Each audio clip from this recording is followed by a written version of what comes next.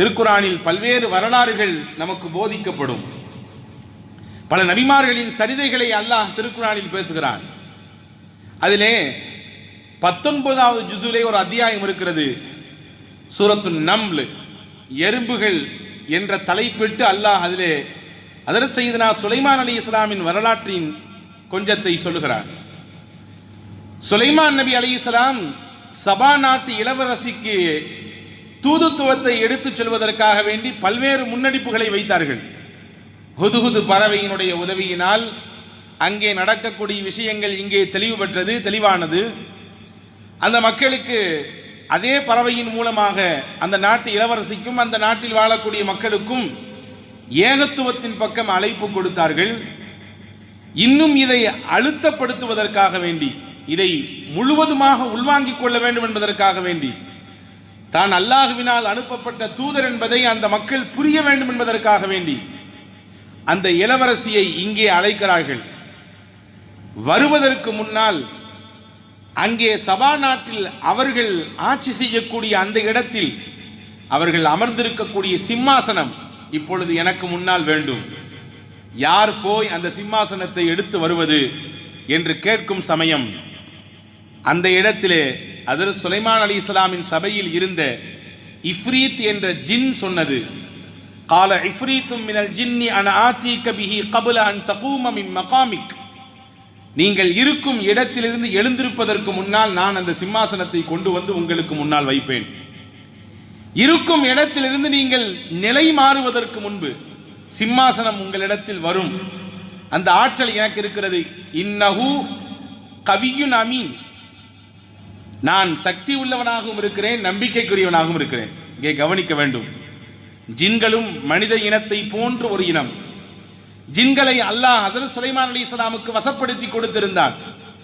சுலைமான் நபியின் உத்தரவுக்கு, சுலைமான் நபியினுடைய கட்டளைகளுக்கு கட்டுப்படுகிற நிலையிலே ஜின்கள் இருந்தார்கள். இது குர்ஆன் சொல்லக்கூடிய விஷயம். அப்ப அந்த ஜின் இஃப்ரீத் என்ற ஜின் சொன்னது, நான் கொண்டு வருவேன், நீங்கள் இந்த இடத்தை விட்டு எழுந்திருப்பதற்கு முன்னால் கொண்டு வந்து வைப்பேன். காரணம், நான் சக்தி மிக்கவன், நான் நம்பிக்கைக்குரியவன். ஒரு சின்ன பெருமிதம் வெளிப்பட்டது ஜின்னின் வாயிலிருந்து. எனக்கு அதுக்கு சக்தி இருக்குது, நான் எவ்வளவு பெரிய பலமிக்கவர் தெரியுமா என்று அந்த ஜின் சொன்னது. அடுத்து அந்த சபையில் இருந்து ஒருவர் இருந்தார். காலல்லதி இந்தஹு இல்மும் மினல் கிதாப். அல்லாஹ் அந்த மனிதரை அறிமுகப்படுத்துகிற பொழுதே சொல்லுகிறான், வேதங்களின் ஞானம் பெற்ற ஒரு மனிதர் எழுந்து சொன்னார், அன ஆதீக பிஹி கப்ல அன் யர்தத்த இலைக தர்ஃபுக். உங்களின் பார்வை இங்கிருந்து அங்கு மாறுவதற்குள், அந்த குறைந்தபட்ச நேரத்தில், அந்த நிமிட பொழுதில் நான் அந்த சிம்மாசனத்தை உங்களுக்கு முன்னால் கொண்டு வந்து வைப்பேன் என்று சொன்னார். வேதத்தின் ஞானம் பெற்றவர் அவர், மார்க்கத்தின் தீட்சண்யமான பார்வை பெற்றவர் அவர். நான் கொண்டு வருவேன். எனக்கு முன்னால் சொன்ன அந்த ஜின்னாவது எழுந்திருப்பதற்கு முன்னால் என்று சொன்னது. நான் சொல்லுகிறேன், உங்கள் பார்வை மாறுவதற்கு முன்னால், கண் சிமிட்டும் நேரத்தில், நம்முடைய புரிதலுக்கு சொல்லுகிறேன், கண் சிமிட்டும் நேரம் அது எத்தனை வினாடிகள் பிடிக்கும்? ஒரு வினாடியை பல நூறு பங்குகளாக வைத்தால் அதிலிருந்து ஒரு சின்ன துகள் கண் சிமிட்டும் நேரம், அதில் கொண்டு வந்து வைப்பேன் என்று அந்த மனிதர் சொன்னார். அதே போன்று கொண்டு வந்தும் வைத்தார். குர்ஆன் சொல்லுகிறது. அந்த மனிதர் யார்? அவர்தான் ஆசிஃப் பின் பர்கியா என்று சொல்லக்கூடிய சுலைமான் அலைஹிஸ்ஸலாம் காலத்தில் வாழ்ந்த ஒரு இறைநேசர்.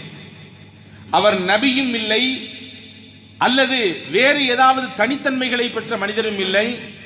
இறைவனோடு நெருங்கிய ஒரு வழி, ஒரு இறைநேசர். நான் கொண்டு வந்து காண்பிப்பேன், அல்லாஹ் எனக்கு அந்த ஆற்றலை தந்திருக்கிறான், அல்லாஹ்வின் மீது நம்பிக்கை இருக்கிறது. வல்லமை படைத்த அல்லாஹ் எதையும் எப்படியும் மாற்றுவான்.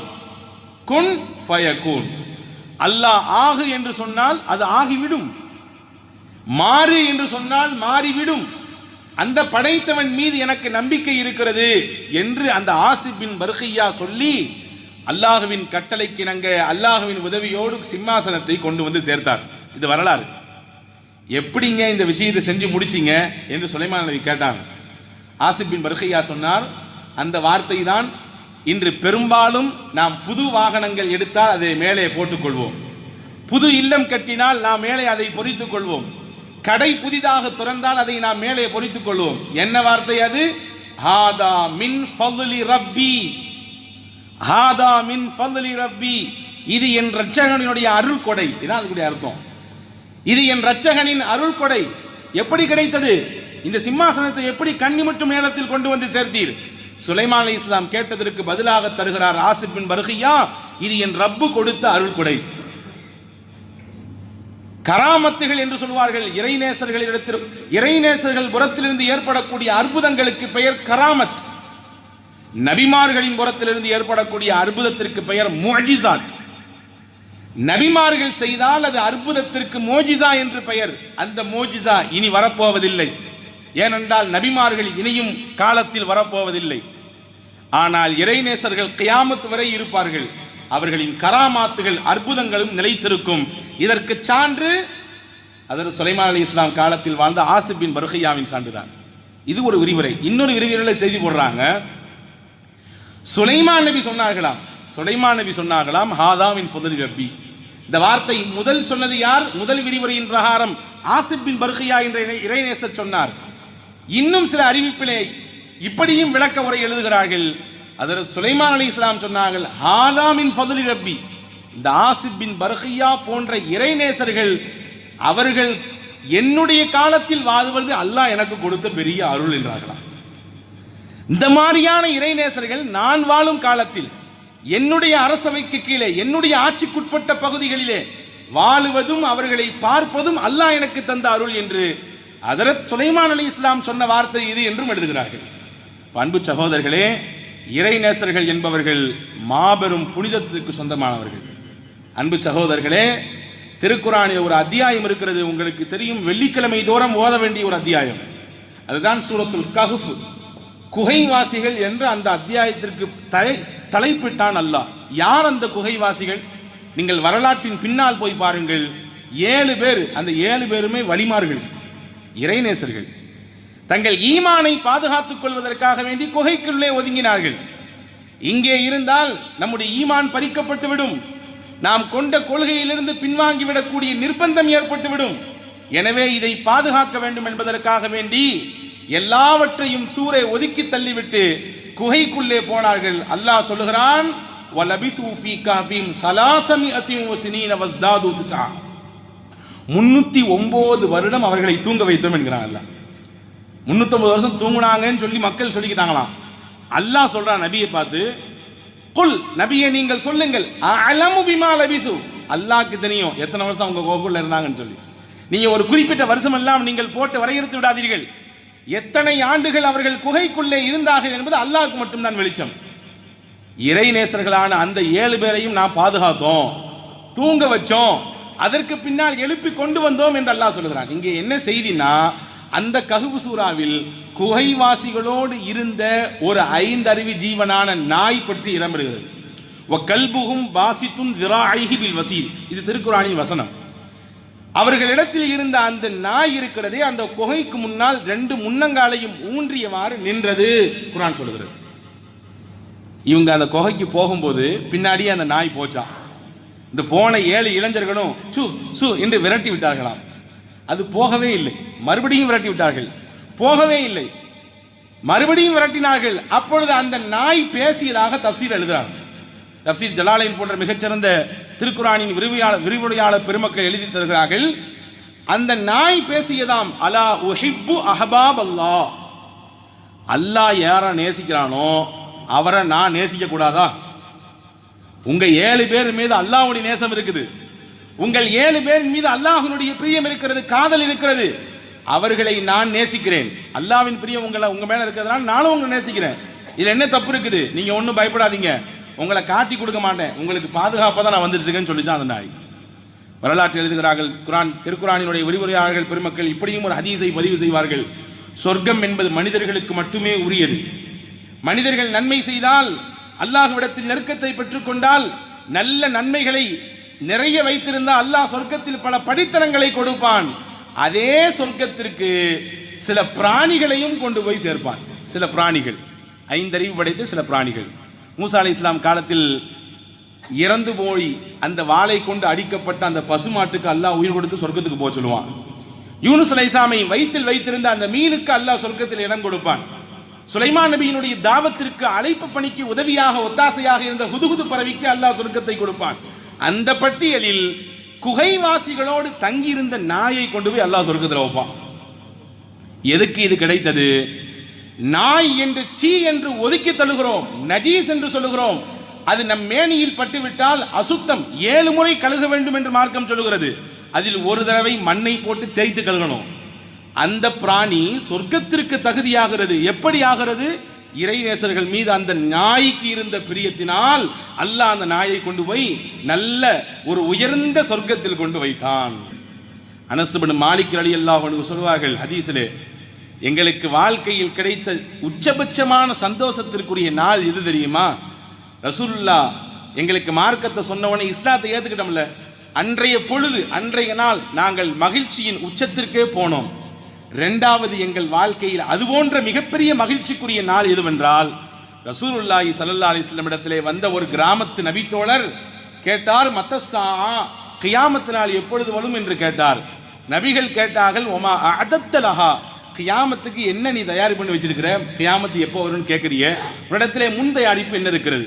அவர் சொன்னார், ஒமா அஅதத்து கஸீர ஸலாத்தின் வலா சியாமின் வ கஸரத்தி திலாவத்தின்.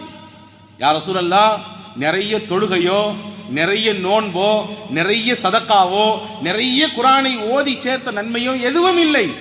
வலாக்கின் உஹிப்புல்லாஹ வ ரசூலா, அல்லாஹ்வையும் ரசூலையும் நான் நேசம் கொண்டிருக்கிறேன், அல்லாஹ்வையும் ரசூலையும் என் மனதார நான் காதலிக்கிறேன், இந்த காதல் மட்டும் எனக்கு இருக்கிறது என்று சொன்னார்.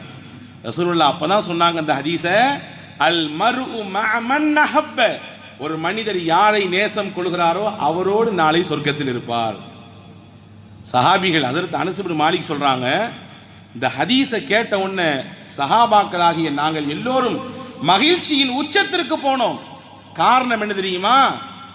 அபூபக்கர் இடத்திலே நல்லமல் இருந்தது, நல்லமல் இருந்தது. உமர் ரலியல்லாஹு இடத்திலே அமல்கள் ஏராளம் இருந்தது. உஸ்மான் ரலியல்லாஹு இடத்திலே அமல் நிறைய இருந்துச்சு. அலி ரலியல்லாஹு இடத்துல நிறைய அமல் இருந்துச்சு. அபூபக்கர் ரலியல்லாஹுடைய அமலுக்கு நிறைய உதாரணம் சொல்லலாம். ஒரே ஒரு உதாரணம் சிம்பிளா புரியுற மாதிரி சொல்றேன். ஆயிஷா அம்மாவின் மடியில் தலை வைத்து நாயகம் படுத்திருப்பார்கள். மேலே வானத்தின் முகடு தெரிகிறது. வானத்தில் பல நூற்று கணக்கான பல்லாயிரம் நட்சத்திரங்கள் மின்னிக் கொண்டிருக்கிறது. ஆயிஷா அம்மா கேட்பாங்க, இந்த நட்சத்திரத்தின் எண்ணிக்கை அளவிற்கு உங்கள் உம்மத்தில் யாராவது நன்மை செஞ்சிருக்காங்களாம் கேட்பாங்க. ஹஜ்ரத் ரசூலுல்லாஹ் சொல்லுவாங்க, ஆமா உமர் செஞ்சிருக்காரும்பாங்க. ஆயிஷா அம்மாவின் நினைப்பு எங்க பாபாவை சொல்லணும்னு சொல்லி, அபூபக்கர் தான் இவ்வளோ நன்மை செஞ்சவர் என்று சொல்ல வேண்டும் என்பது ஆயிஷா அம்மாவின் நினைப்பு. ரசூலுடைய வாயிலிருந்து வந்த பதில் என்ன? உமருக்கு அந்த நன்மை இருக்குது. அந்த ஏக்கத்தோடு இருந்த அந்த முகத்தில் ஏக்கத்தை பார்த்த நாயகம் உடனேயே புரிந்து கொண்டு சொன்னார்கள், உள்ளங்களை பார்த்தும் முகத்தின் பாவனையை பார்த்தும் புரிந்து கொண்டு பேசக்கூடிய பண்பை அல்லாஹ் நாயகத்திற்கு வழங்கியிருந்தார். ஆயிஷா அம்மா பார்த்தவன்னு சொன்னாங்க, ஸல்லல்லாஹு அலைஹி வஸல்லம், உங்க பாபாவை சொல்லுவேன்னு நினைச்சீங்க நீங்க, அப்படித்தானே? ஆமா. உங்க அத்தா நன்மை இவ்வளோ இருக்குது, இது ஒரு நாளைக்கு கூட ஈக்குவல் ஆகாது. நாங்கள் இவ்வளவு நட்சத்திரத்தின் எண்ணிக்கை எவ்வளவு இருக்குமோ அந்த நன்மை ஒரு நாளைக்கு சமமாகாது. அவ்வளவு நன்மைக்கு சொந்தக்காரர் அபூபக்கர் என்றார்கள் பெருமானா ஸல்லல்லாஹு அலைஹி வஸல்லம். அனஸ் ரலியல்லாஹு சொல்றாங்க, அபூபக்கர், உமர், உஸ்மான், அலி, முஆத் இப்னு ஜபல் போன்ற பெருங்கொண்ட சஹாபாக்களிடத்தில் நிறைய நன்மை இருந்தது. எங்க இடத்துல அவ்வளவு நன்மை இருக்கான்னு தெரியல. ஆனா ஒண்ணு மட்டும் உறுதி, எங்க உள்ளத்தில் ரசூலுல்லாஹ்வுடைய காதல் இருக்குது, பிரியம் இருக்குது. அப்ப நிச்சயமாக நாங்கள் மறுமையிலே இதே அபூபக்கரோடு நாங்கள் ரசூலுல்லாஹ்வுக்கு முன்னாடி உட்கார்ந்திருப்போம், இதே உமரோடு நாங்கள் ரசூலுல்லாஹ்வுக்கு முன்னாடி உட்கார்ந்திருப்போம் சொர்க்கத்திலே என்று நபிகள் நாயகத்தின் அன்பு தோழர் சையதுனா அனஸ் இப்னு மாலிக் ரலியல்லாஹு சொன்னாங்க. எதுக்கு இதை சொல்றேன்னு சொன்னா, நாம் யாரை அதிகம் நேசிக்கிறோமோ அந்த நேசம்தான் நம்மை அவர்களோடு இணைத்து வைக்கும்.